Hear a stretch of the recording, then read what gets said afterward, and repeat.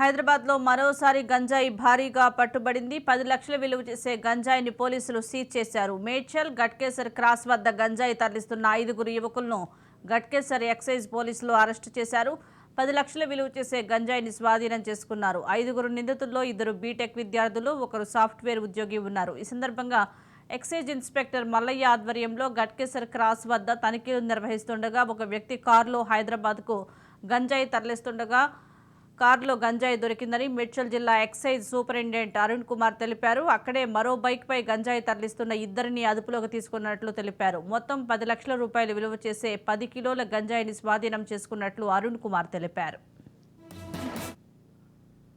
Cross road నందు నిన్న సుమారు 11:20 ప్రాంతంలో ఒక వ్యాగనార్ కారులో సుమారు 800 గ్రాముల గంజాయి ముత్తినేని సతీష్ సన్ ఆఫ్ శ్రీనివాస్ కాకినాడ నుంచి తీసుకొస్తున్న అతన్ని పట్టుకొని ఆ వెహికల్ సోదా చేయగా దాంట్లో 800 గ్రాములు గాంజా దొరికింది. అట్లనే మరియు ఇంకొక వెహికల్ టీవీఎస్ స్టార్, దీంట్లో 8 కేజీల డ్రై గాంజా. ఇతను ప్రణీత్ సదానందం కరీంనగర్ వాసుడు.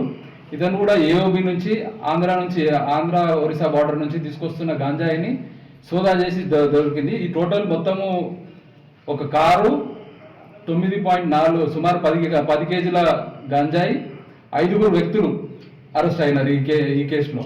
ఈ ఇన్వెస్టిగేషన్ చేపట్టి ఎస్హెచ్ఓ గట్కేసర్ గారు ఇన్వెస్టిగేషన్ చేపట్టి వాళ్ళని రిమాండ్ పంపుతారు. తర్వాత తదుపరి ఇన్వెస్టిగేషన్ కొంచెం